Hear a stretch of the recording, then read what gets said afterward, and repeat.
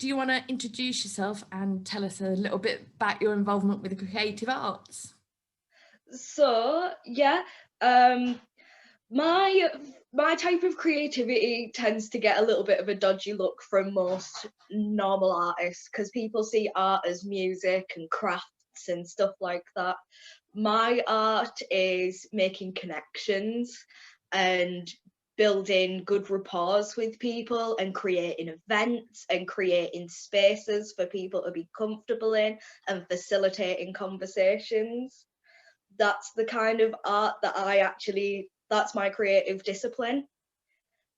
It's just not very commonly seen as a kind of art form, but it's not a typical area and it is a very creative aspect.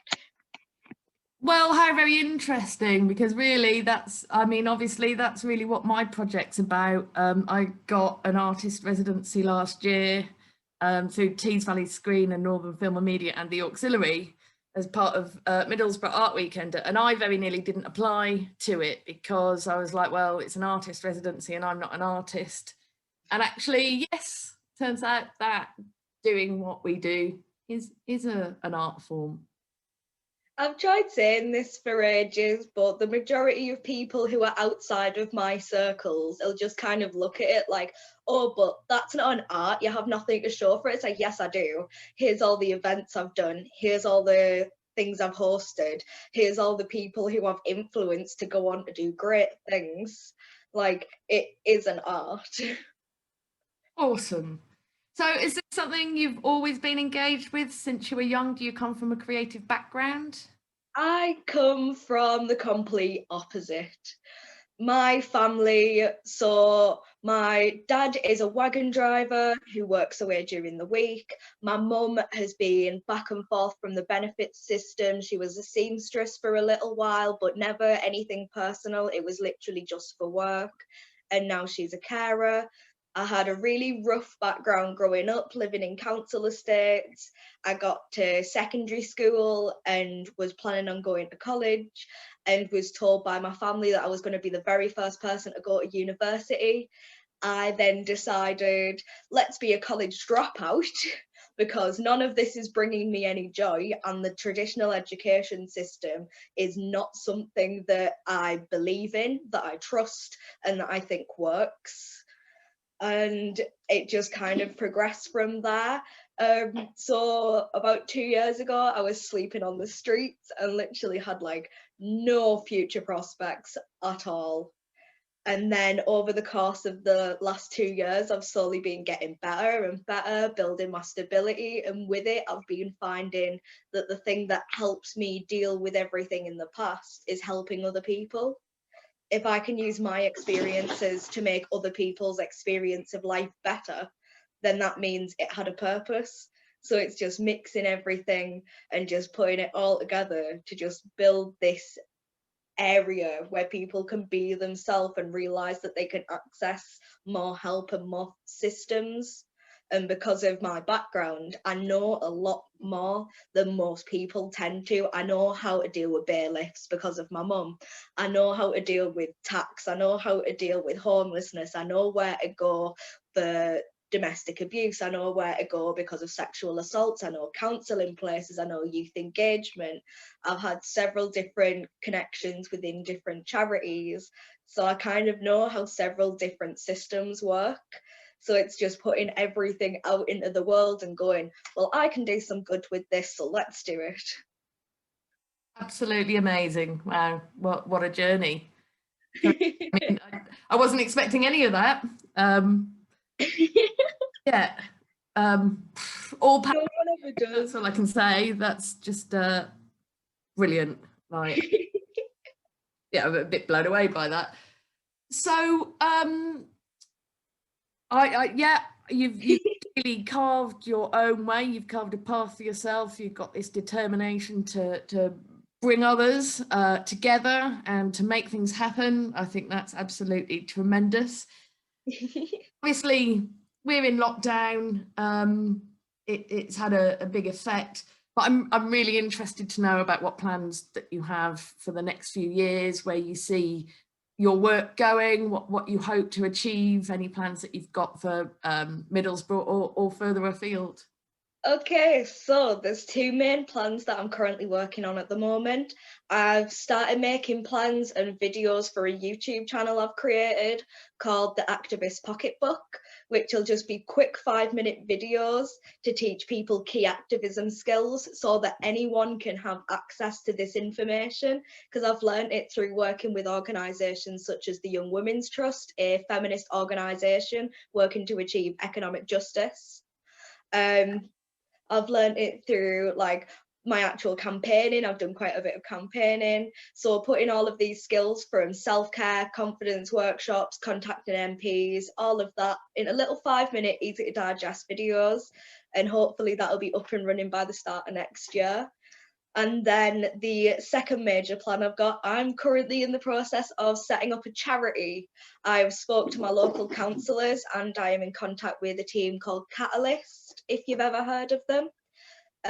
Catalyst are a Stockton borough group that work to help people fill out all the forms and set up their own charities. So even if you know next to nothing, they can help you in the process.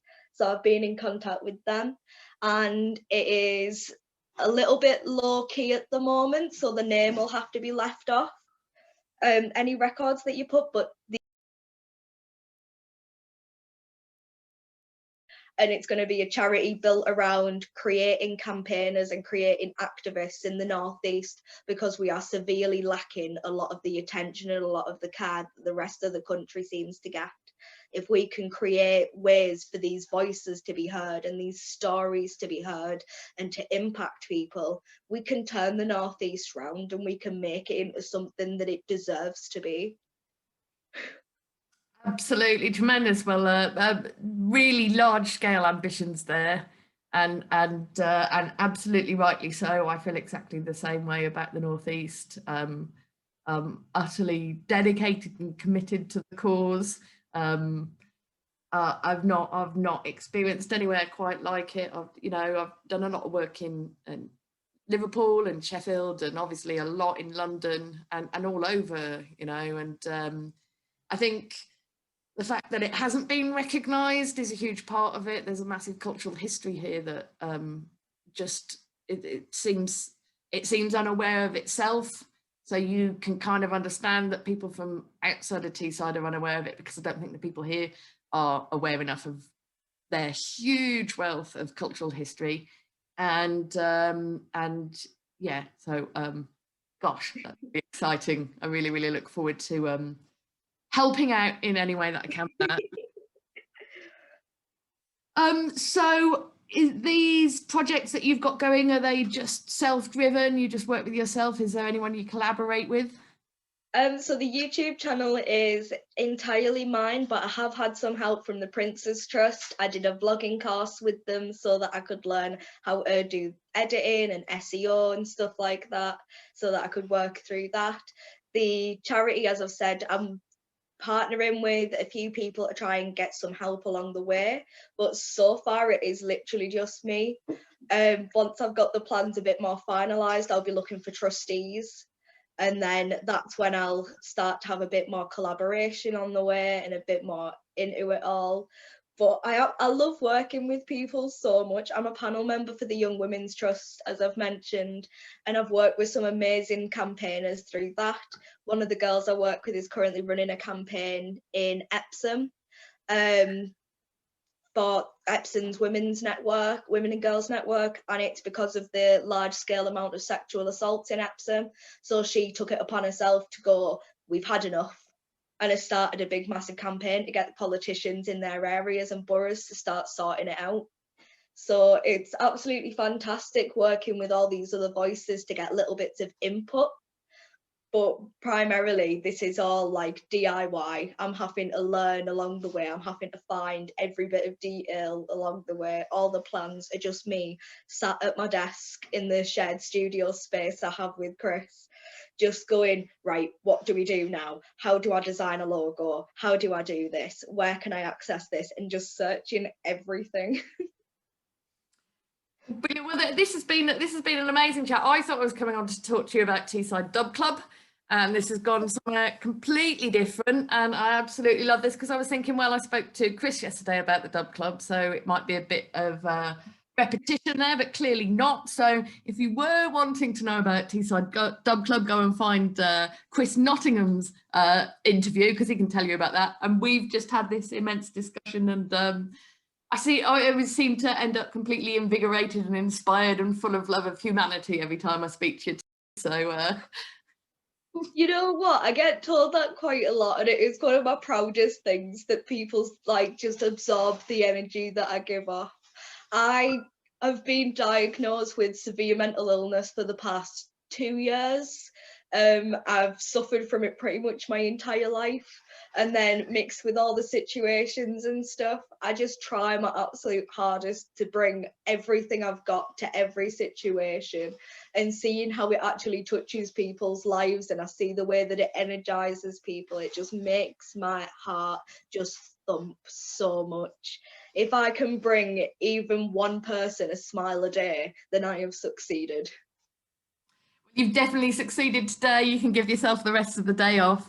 It's been an absolute joy, and I can't wait to meet you in person and get out there and get on the dance floor. It's been an absolute pleasure. Quickly before I go, I am curious where you got that image from. Chris said he recognised it, and then when we were on the call yesterday, we figured out due to the flashlight in the background that's actually his photo. Yes, absolutely. I nicked it off his timeline. This is how I travel these days. I just kind of imagine that I'm places by putting in virtual backgrounds. So yeah, Amazing. I love that so much. brilliant. Oh, I'm gonna go because I've got another interview in a couple of minutes, but this has been great. And yeah, as I say, can't wait to get out there and see you in the real world. Take care. All power to you, Tilly.